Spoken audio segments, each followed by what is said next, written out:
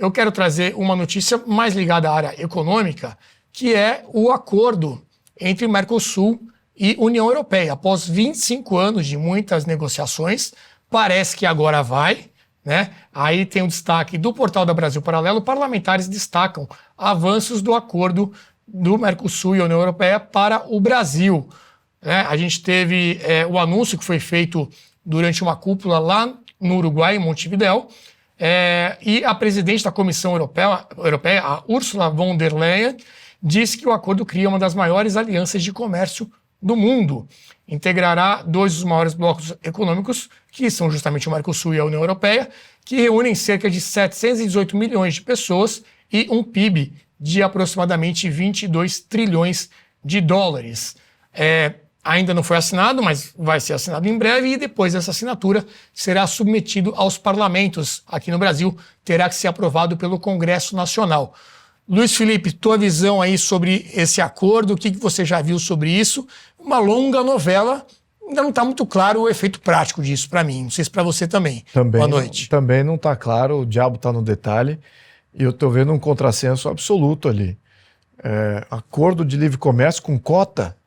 Então você tem cota de um lado, cota de outro. Que acordo de livre comércio é esse? Então, lembrando do segundo ponto, são duas áreas do mundo com economias estagnadas por causa do socialismo. A economia europeia está estagnada no mínimo 20 anos, crescendo muito pouco, exatamente com o crescimento da União Europeia, que regulamentou a maior parte da economia da Europa, e isso estagnou o crescimento europeu. E aqui na América Latina, no Mercosul especificamente, são países aí avassalados pelo socialismo há muito tempo, com alta regulamentação, alta tributação. Então são dois blocos que não são adeptos ao livre comércio, ao livre mercado, não tem essa liberdade toda. Em que pese a Europa tem mais liberdade do que a América Latina. Em termos de abrir negócio, fechar negócio, é muito mais dinâmico. No entanto, o peso regulatório na Europa, assim como o peso tributário na Europa, é massivo. Então são mercados que não estão indo para lugar nenhum. A verdade é essa, com essa continuidade. Então, na minha opinião, essa coisa de você regular um acordo de livre comércio nem precisa de acordo. Você, como entidade brasileira, faz livre comércio com um outro país. Seria uma relação bilateral entre o Brasil e os outros países. O fato de você ter negociação de blocos, para mim já está errado. Primeiro que, do ponto de vista político do Brasil, você se subscreve ao bloco. Então o bloco é mais forte do que você como país. E os outros países que compõem o bloco não são tão fortes quanto você. Então os blocos são criados exatamente para enfraquecer o mais forte. Então o bloco Mercosul foi criado para enfraquecer o poder de barganha bilateral do Brasil. O bloco União Europeia foi criado para enfraquecer a Alemanha, que sempre foi o bloco o país dominante na Alemanha. E a gente viu isso, como é que a poupança do alemão foi usado para financiar as obras públicas na Grécia, para salvar a Espanha, para financiar o crescimento português. Então, é por isso que eu não gosto desses acordos de bloco. Eu acho que não tem nada a ver com livre comércio, é exatamente o contrário. São dois blocos altamente regulamentados e que eles aí fazem onde que nós temos algum interesse, alguma simbiose. Então, é uma relação extremamente regulada. Entendi. E colocaram cotas. Então, por princípio, eu já sou contra a forma. Agora, se entrar no detalhe, vai haver algum benefício? É provável que sim, em alguns pontos. Mas eu não acredito que, no geral, no cômputo geral, o Brasil vai sair ganhando se, por acaso, estivesse fazendo acordos bilaterais com todos os países da Europa, independente do bloco União Europeia. A presidência agora do Mercosul está com a Argentina, ou seja, com Javier Milei. Até então estava com o presidente do Uruguai. E o Milei fez um pronunciamento nessa posse da presidência do Mercosul. Milei sempre com aquele estilo mais libertário, né? Sempre pensando justamente nesse lado que o Luiz Felipe destacou. A gente vai ver um trechinho, então, desse discurso de posse, digamos assim, do Milei para o Mercosul. En nuestra presidencia pro tempore buscaremos dejar atrás una etapa caracterizada por la mera administración de acuerdos, el exceso de regulaciones y la dificultad para implementar normas que frenan el comercio intrabloque y con el resto del mundo. Queremos revisar el arancel externo común, que es excesivamente alto. Somos el único bloque comercial que en la última década no bajó aranceles. No crean que no hay una relación entre este dato y nuestros escasos resultados comerciales. Por eso, presentaremos una propuesta para ajustar el arancel común a estándares internacionales, asegurando una inserción más competitiva en los mercados globales. Y más allá de las definiciones en torno al arancel común, nuestra presidencia explorará un régimen de mayor flexibilidad y autonomía comercial para los integrantes del bloque, para que cada uno pueda entablar acuerdos comerciales que le resulten convenientes, que cada país pueda determinar hasta dónde sí y hasta dónde no, haciéndose eco de las necesidades de su propia población, entendiendo que el bloque se beneficia del beneficio de sus integrantes. Guedini, justamente, né, ele fala dessa maior flexibilidade e que cada país possa avaliar o que vale a pena para si ou não fazer. Você vê uma diferença do que vinha sendo feito até agora? Sim, na verdade, eu discordo da maioria dos economistas que acham que tem que ter um toma lá da cá. Eu, como libertário, como Milei, acredito que se ele abrir unilateralmente para importações, levantar barreiras alfandegárias, tarifas, etc., quem tem mais a ganhar é a população. Não precisa nem fazer acordo, basta unilateralmente você levantar e pensar que no longo prazo isso vai beneficiar a economia do país e a população. Ele tem feito isso, né, para a Argentina. Sim, ele fez um pouco já. É uma visão bem distoante aí do que vinha sendo feito até então.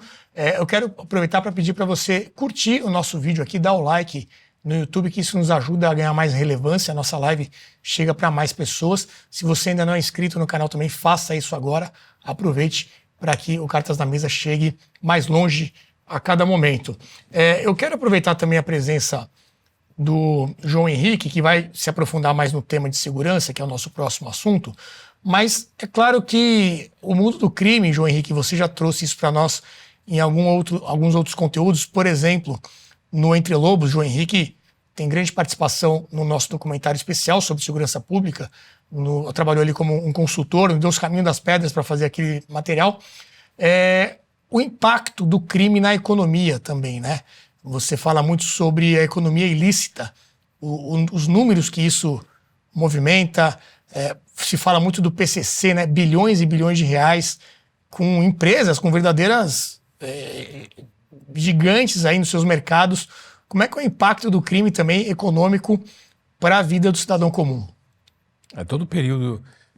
O crime ele sempre explora oportunidades e a base dessas oportunidades são os crimes economicamente motivados. Então, por exemplo, a maior parte dos crimes da violência criminal que nos afeta é o roubo e os crimes em torno dele, né? A morte durante o roubo, ou casos mais graves como estupro ou homicídio em razão do contato do roubo. O outro crime economicamente motivado que se vale de estrutura é o tráfico de drogas ou o contrabando, o fluxo de produtos.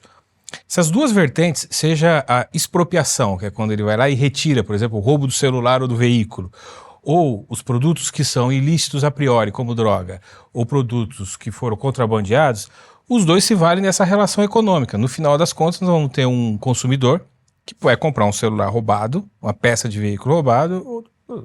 Se você tem uma economia em recessão, com uma restrição de consumo, o criminoso consegue explorar isso oferecendo produtos mais baratos. Se você tem uma economia em crescimento, ele consegue, como tem uma demanda organizada, né? Ele consegue fazer uma oferta um pouco mais competitiva.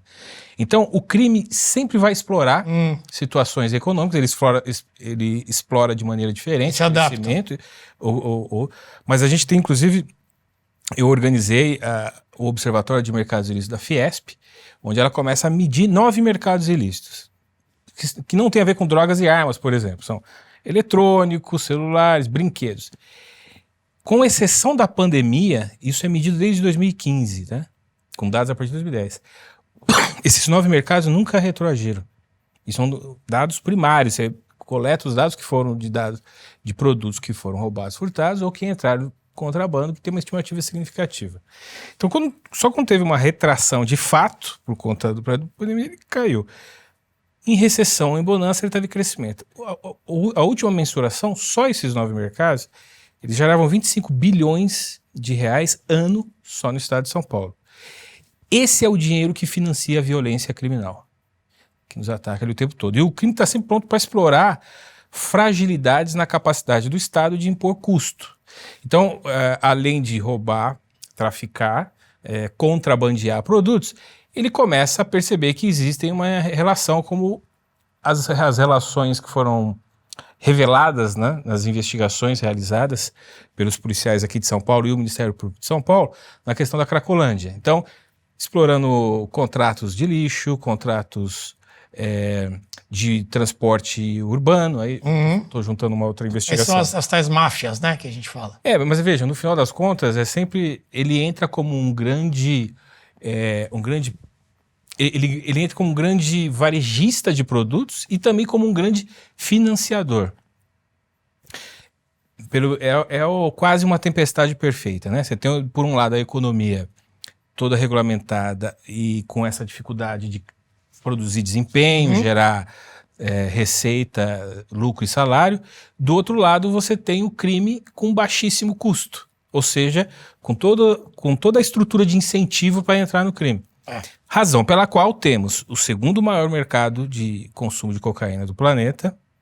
Somos uma das potências em termos de consumo de produtos ilícitos, como produto contrabando, cigarro do contrabando, né? Os níveis de roubo de produtos com valor agregado, como celular e veículo, são altíssimos no Brasil. E desde 2016, 2017, temos organizações criminosas que partiram para o crime transnacional. E isso tem causado impacto em outros lugares. Essa, eu costumo dizer, né, nós temos várias reformas estruturantes necessárias, mas a reforma do sistema de justiça criminal, na minha perspectiva, é o principal desafio da nossa geração. Muito bem. Parte do que a gente está vivendo em termos de deficiência no próprio sistema político-administrativo do país, ninguém cumpre normas, regras, advém também da nossa pouca disposição em fazer as regras serem aplicadas. A gente não consegue punir adequadamente traficantes e homicidas. Não vamos punir adequadamente aquele que não cumpre regulamentos? Pois é. A gente vai adentrar mais nesse assunto de segurança, no segundo bloco, digamos assim, do programa, mas nesse primeiro momento vamos focar mais na economia. E eu queria trazer aqui uma manchete da Infomoney sobre o Boletim Focus, que traz aí uma previsão, né, de analistas para a Selic a 12% nesta quarta-feira e inflação acima do teto em 2025. E aí eu quero mostrar duas imagens para que o Guedini possa nos explicar como isso afeta realmente a vida do cidadão comum. A primeira imagem traz ali uma oferta de tesouro do IPCA para 2029. Então você tem ali uma rentabilidade anual de IPCA mais 7,40. É um investimento mínimo ali bem baixinho e vencimento em 15/5 de 2029. O Guedini, explica por que essa imagem tem aparecido tanto aí entre o pessoal do mercado financeiro, espantado com esses números, o que isso na prática quer dizer e afeta a vida da Dona Maria do São José, que não entende de economia. Afeta muito. Não é só os juros do momento, né, da Selic, que o pessoal fala do Banco Central, que afeta.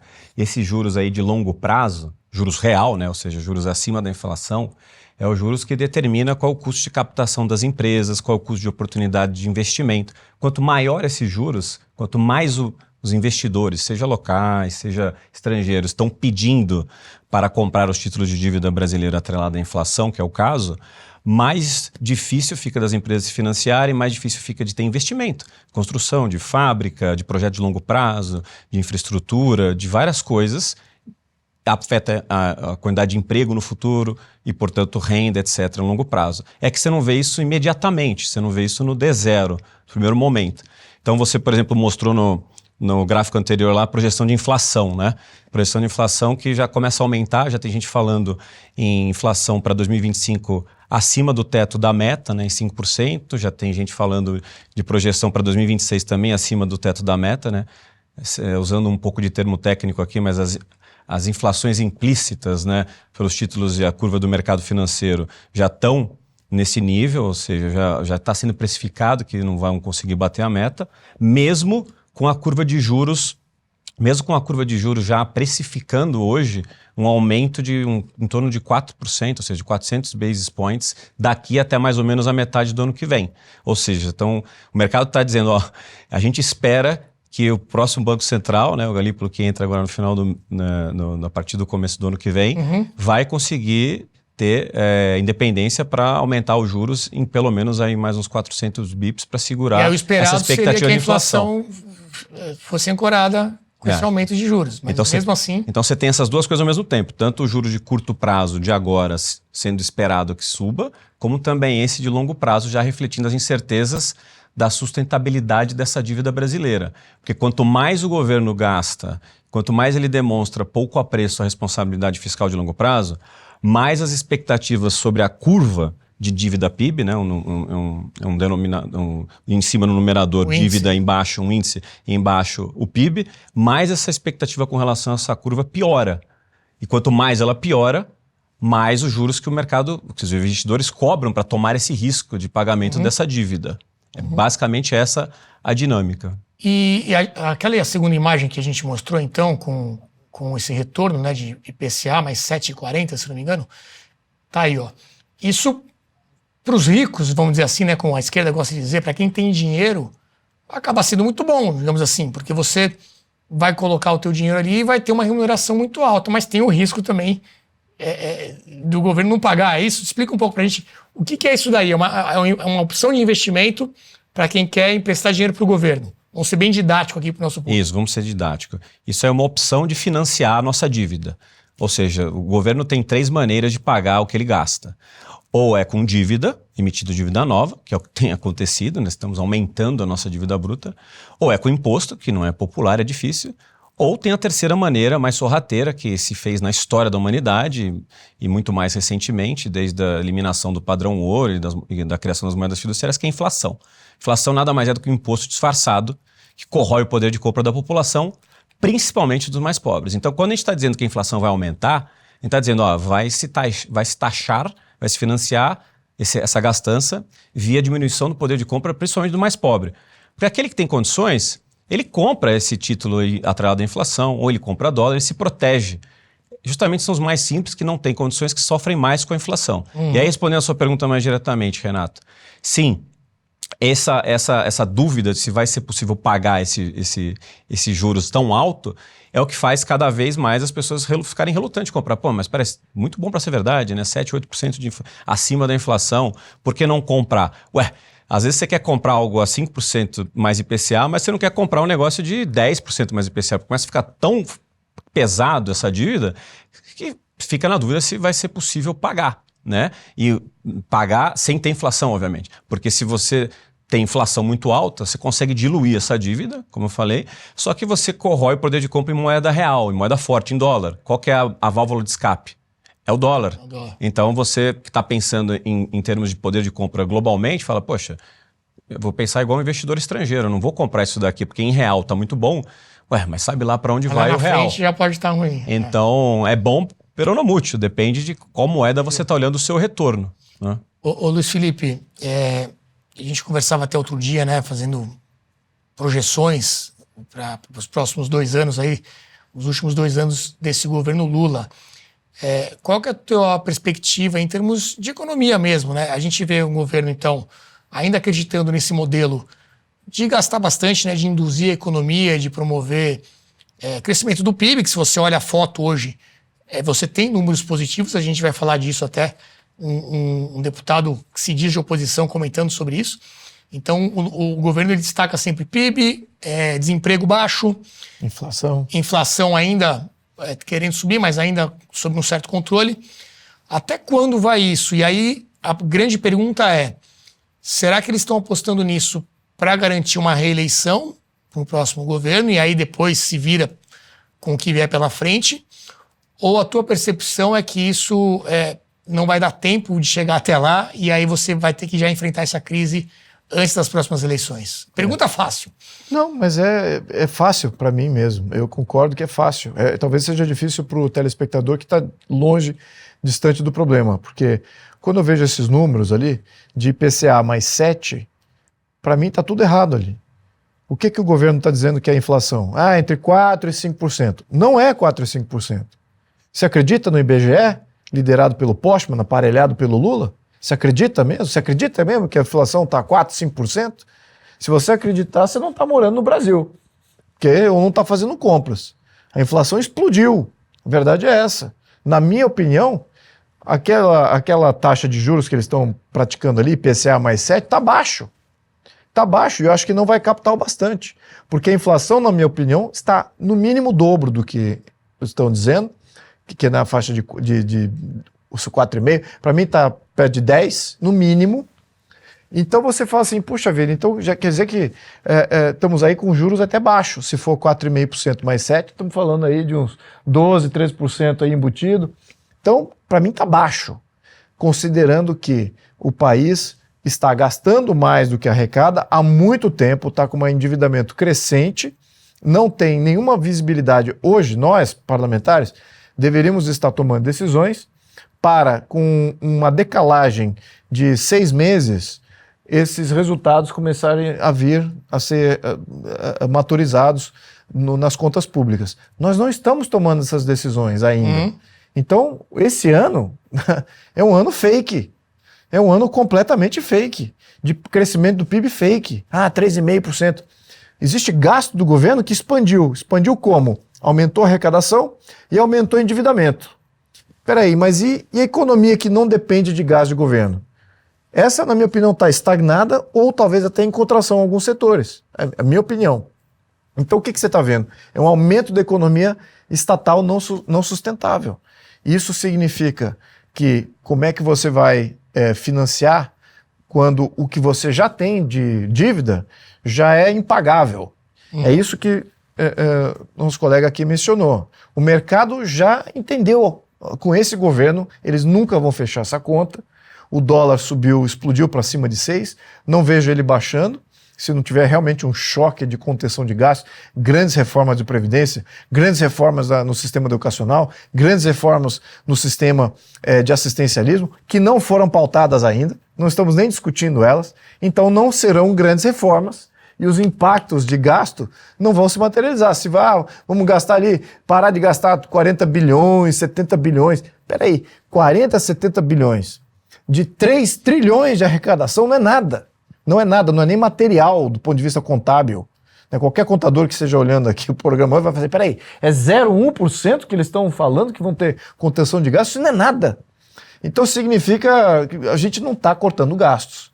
E o governo vai ter uma conta explosiva a ser financiada no ano que vem. E quem é que vai comprar essa dívida? Sobretudo se o juros foi tão baixo assim a 12%, 13%. Na minha opinião, tinha que estar 20%, 25%. Já estamos entrando num modelo argentino, bem dentro do modelo argentino, em que você vai estar prevendo calote de dívida. O mercado está prevendo isso. É a minha leitura do mercado. E eu estou olhando o governo e estou falando assim, o mercado está certo. O governo e todos aqueles que defendem o governo e os números publicados pelo IBGE estão completamente errados. Vocês estão vivendo no mundo da fantasia. É isso que a minha leitura aqui dos dados e conforme aquilo está sendo jogado dentro do parlamento. Então, eu vejo aqui a minha notícia aqui para todos os investidores, aqueles que têm poupança, aqueles que estão preocupados mesmo com a situação, é para se ficar preocupado mesmo. Estamos com 2 anos, a previsibilidade de 2 anos aí, são 2 anos de crise, muito difícil para o Brasil, ou no mínimo, no melhor dos casos, vão ser 2 anos de grandes ajustes, que esse governo não é capaz de fazer. Então, isso significa mais crise. E aí você me pergunta, vou responder aquela tua pergunta inicial. Será que ele vai conseguir segurar 2 anos de crise? Maquiando o número e você tendo um bando de apaniguado vendendo que está tudo ótimo? Isso não se sustenta mais com as redes sociais, com a comunicação direta, com a realidade que todos que fazem compras em supermercado oferem quando vê os preços completamente dobro, triplo. Então, é isso que a gente está dizendo, que não tem como sustentar essa grande mentira que o governo está vendendo, e isso certamente aponta para um cenário de crise muito similar ao que existiu durante o período Dilma, logo antes da eleição e logo depois da sua eleição em 2014, 2015. Muito ruim para o Brasil. E Edine, você tem uma leitura sobre isso, sobre o prazo de validade desse estilo, né, desse tipo de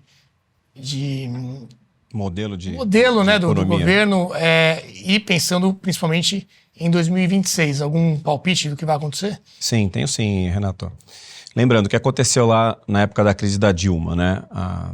Se você pegar os dados de 2012, 2013, até um pouquinho na metade de 2014, eles ainda estavam na foto muito bem, né? Você tinha desemprego ok, economia indo bem em termos de crescimento, etc. Mas a gente já via a piora de expectativa, a gente já via a curva longa piorando um pouco, ou seja, curva longa, quando eu digo para quem está assistindo, vocês são juros de longo prazo, não são esse que o Banco Central determina agora, né, com a reunião do Copom, é aquele que a gente comentou, né, do título de longo prazo. Já estavam começando a piorar, etc. O que eu quero dizer? Talvez a gente esteja vivendo um momento desse, né, que é a temperatura e o ambiente bom antes de ter uma piora. Por quê? Porque na economia a gente só vai ver os efeitos dessa piora de expectativa, efeitos desse juro alto que você comentou lá da NTN-B, né, dos títulos de governo brasileiro mais altos, depois de um ano, depois de um ano e meio. O impacto do aumento de juros que está tendo que ser feito agora para ancorar expectativas com relação à inflação só vai começar a bater na economia mesmo um ano depois, tem gente que fala um ano e meio depois. Então, a gente começa a provavelmente ver uma desaceleração da economia um pouquinho maior no final do ano que vem. E esse aumento de juros que vai acontecer, segundo o que está precificado na curva agora, que eu acabei de falar, de uns 400 bips, ou seja, mais indo de 11,25 agora para perto de 15, né, 14,5 pelo menos, que está na curva precificada, só começa a ser sentido um ano depois, ou seja, na metade de 26, que é o ano da eleição. Né? Então, a gente vai ter um ano com a economia desacelerando e com os juros altos. Será que vai ser a hora que o governo vai ter coragem para fazer o certo, se não está tendo agora, que seria o normal, na primeira metade do governo, de cortar gasto e acertar a expectativa? É vai fazer bem na véspera da eleição, né? Vai ter a implementação do imposto de renda, né? Da isenção de imposto de renda para quem ganha até 5 mil reais. Na verdade, é um anúncio na direção do populismo ainda, né? Mas, então, esse tipo de política econômica não dá certo. Que é de um lado eu dou isenção e subsídio, do outro lado, que são os que produzem, eu dou oneração e mais tributos e mais carga regulamentar e tributária. Isso não funciona. Aqueles que pagam tributo fogem, fazendo não sou idiota. Tem outros mercados em que eu vou migrar. Eu não vou ficar tentando fazer poupança e renda num país que me prejudica, que me criminaliza. Eu vou para um país onde a minha renda e minha poupança e a minha propriedade não são atacadas a todo mês, porque o cara quer arrecadar e não sabe fechar conta. Então, o que está acontecendo agora, especificamente a partir de janeiro, vai ser talvez um dos maiores desafios do Brasil para manter essa charada, essa fachada de que está tudo bem. Porque o Donald Trump assumindo, a política econômica dele é de desonerar as classes mais baixas e desonerar também as classes mais altas. Aqueles que têm alta renda vão pagar menos imposto e aqueles que têm baixa renda também vão pagar menos imposto. Então eles vão ter mais próximo de um flat tax, que é o modelo tributário, talvez seria o mais adequado, mais justo, na minha opinião. E isso gera um estímulo absoluto de investimentos. Vamos lembrar aqui que tipo de imposto de renda ele está falando. Imagina que o imposto para a classe média seja no máximo de 15%. Hoje está batendo aí classe média com 10 salários mínimos, 15 salários mínimos, está fazendo 27%, 27,5% em questões tributárias aqui no Brasil. Nos Estados Unidos ele vai fazer 15% de tributação em imposto de renda. Game over! Por que eu vou ser classe média no Brasil? Se lá nos Estados Unidos você paga 15%, em alguns estados nem vai ter as onerações estaduais. Temos essa diferença também. Então o que está acontecendo agora no Brasil? Fuga de dólar, fuga de capital, já está acontecendo, está saindo do Brasil para investir em outros lugares. Os Estados Unidos acho que vai ser o maior repositório, vai ser um aspirador de pó. Antes dos Estados Unidos entrar em linha, nós já estamos vendo isso, os grandes fundos indo para a Argentina. Isso. Que está equacionando sua questão macroeconômica, então já está sugando o capital que viria para o mercado emergente, está sugando para a Argentina e não para o Brasil. O Brasil está perdendo investimento e agora com a entrada do Trump, você vai falar assim, puxa vida, eu vou apostar numa moeda conversível internacionalmente aceita, que é lastro mundial, com juros muito baixos, com imposto de renda muito baixo, tanto para pessoa física e jurídica. Ou eu vou ficar em real, onde a moeda não é conversível, o imposto de renda pessoa física e jurídica, você nunca sabe qual é, mas certamente é muito alto e explosivo. Não tem nenhuma proteção à propriedade privada. Poxa, deixa eu ver, tá difícil essa decisão, hein? Tá difícil. Então eu acho que o que está acontecendo agora também, o mercado está dizendo o seguinte, esse aumento de juros não é pela inflação. A inflação pode ter também pela inflação, porque pode estar sendo causado pela alta do dólar, que é um efeito, não é uma causa, mas acaba sendo uma causa também. Então, você tem uma alta do dólar, então certamente vai ter um impacto inflacionário disso. Muito bem, então você aumenta juros para conter essa alta que naturalmente ocorre por esse desdobramento. Mas a alta também está acontecendo pelo risco de inadimplência do Brasil. Então ninguém vai querer financiar o Brasil com juros baixos se ele tem risco de não pagar. Tem uma outra imagem, que é a próxima ilustração, que traz também essas taxas prometidas, né? Então tá lá, Guedini, ó. Tesouro para 2027, quase 15%. 2031 também acima dos 14% e por aí vai, né? Então Selic, IPCA mais 7,40, foi aquele que a gente mostrou antes. E aí tem um outro gráfico que eu queria que você explicasse mais no detalhe, que é a próxima imagem, que traz aí os déficits dos governos, né? Você tem ali Estados Unidos, Reino Unido, Japão, Europa, Brasil, China, México, Polônia, Turquia e Coreia. Você tem uma barra que tem um azul mais claro e um azul mais escuro, e o pontinho em amarelo ali que é 2007. Então, o azul mais escuro é o déficit primário e o azul claro é pagamento de juros. Explica pra gente aí, pra quem tá olhando esse emaranhado de informações. Explico. Dá para falar bastante coisa aí. Vou tentar ser o mais Porque o Brasil, ele tá diferente, explicar. Né? O Brasil tá diferente do resto aí nessa foto. É, bem diferente. O Brasil tem as suas peculiaridades. Bom, em resumo, assim, quais que são os conceitos aí que dá para explicar desse gráfico, né? Quanto mais arriscado é o país em termos fiscais, que é um pouco do que o Luiz estava falando, quanto mais provável que o país vai ter dificuldade de financiar sua dívida, ou seja, quanto mais irresponsável fiscalmente ele é, mais vai se pedir para tomar esse risco, mais vai se pedir de juros. Então você veja, para um país ter um juros baixo, né, ou ele tem que ter um crescimento bem alto que vai despreocupar com relação àquele índice de dívida PIB, né, ou ele vai ter uma credibilidade muito grande, né, e um nível de dívida PIB ainda muito baixo.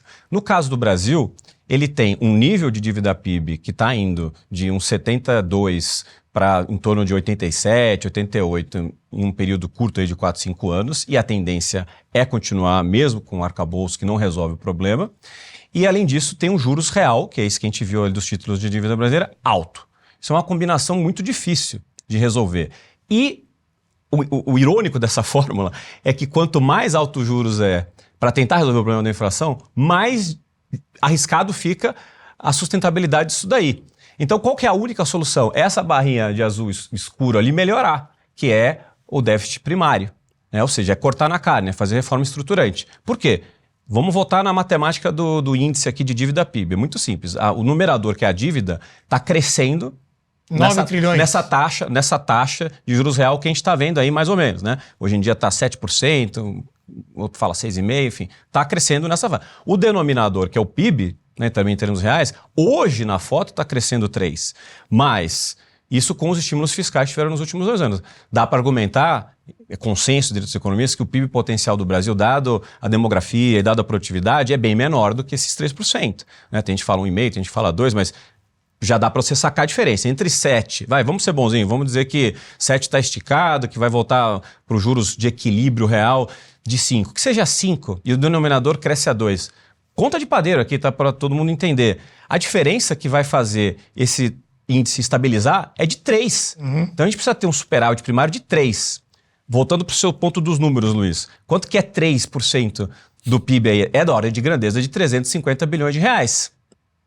350 bilhões de reais seria o tamanho do ajuste estrutural que precisaria ser feito na máquina pública total, ou seja, na despesa primária total, né, que hoje é uns 2 trilhões.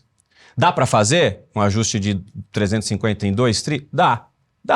Basta querer ter vontade, né? Só que desses 2 tri, 10% é só que é discricionário, é uns 200 bi. Então tem as despesas obrigatórias que são 90. Tem que fazer reforma constitucional, tem que desatrelar salários, um monte de despesa obrigatória do salário mínimo, etc. e tal. Essa é a solução, vamos dizer, melhor possível, fazer um ajuste fiscal estrutural, né, um novo teto de gastos, uma coisa bem automática que ancore a credibilidade. Não parece. Qual que é o outro caminho? É aquele que eu falei.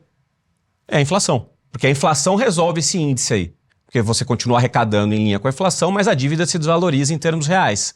Então é uma maneira de você cobrar um imposto de uma forma disfarçada. Não tem para onde fugir. Mas para os mais pobres, vai sentir isso.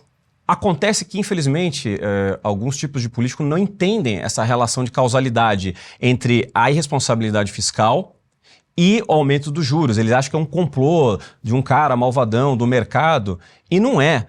Na verdade, se fosse verdade que o mercado financeiro, os investidores ganham mais com juros, ninguém ia estar pedindo para melhorar o fiscal, porque ia cair os juros longos que você mostrou na tela há alguns minutos atrás. Né? É só ver a indústria de fundos da qual eu faço parte, né? O que a gente perdeu de dinheiro, fundos de todos os tipos nesse ano, né? Ninguém está ganhando dinheiro. Na verdade, o mercado financeiro deu muito benefício da dúvida, até incompreensivelmente. A gente vai ver sobre e isso perdeu agora. muito dinheiro agora. A gente